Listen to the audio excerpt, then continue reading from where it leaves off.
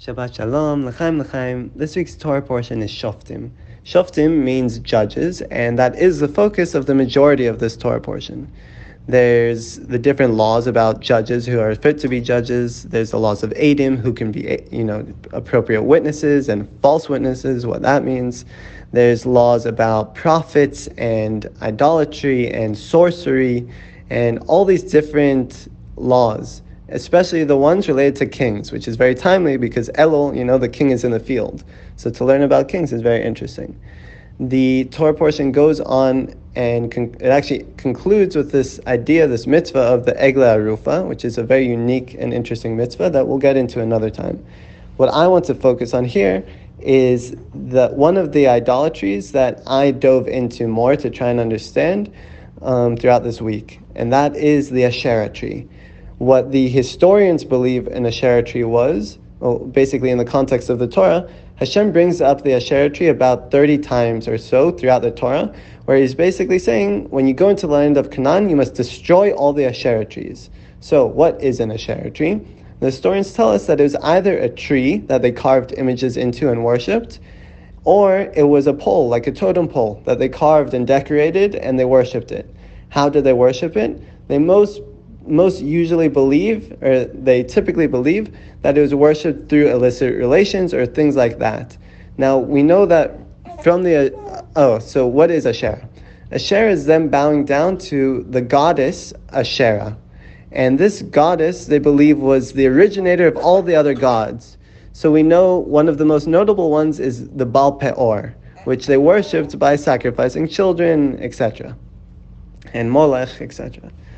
The idea of Ashera is this idea that she was the mother of all gods. So the Canaanites believed that there's Hashem, there's a supreme God, a supreme, ruler, but he needs a wife, and she is his equivalent. She is the other half of God. And so it's a very interesting idea, and that's why God pushes us to destroy that, because as we know, God is one, and he is the only thing that there ever is, was, and will be. There's no Ashera, there's no counterpart. He is one, he is all. Now, why I find this so interesting is because I was speaking to someone this week and they're telling me about the Barbie movie, which has been a big deal. And they said there's an interesting scene at the opening of the movie where you have these little girls playing with their ceramic baby dolls.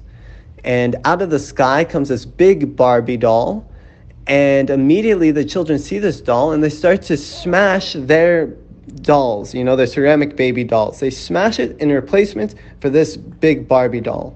And why we found it so interesting was because it felt like the message was that in society today, which, in pop culture we learn a lot about society, in society today, people are replacing children with this drive to push to have their own things. So the Barbie, she had her own house, her own car, everything was her own. It was self-sufficient and it was not needing anyone else.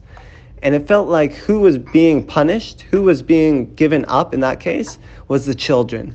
This ideal, or this, my baby, this push to have no children, no focus on the core family, but to focus on yourself and your home and your assets, what you have. And we know that Ashera and all the gods that originated from her, the way they worshipped it was also by sacrificing children. So I don't know so much, if there'd be a bracha that I'd give, but just to look into the Torah portion and find that it's very timely for our age.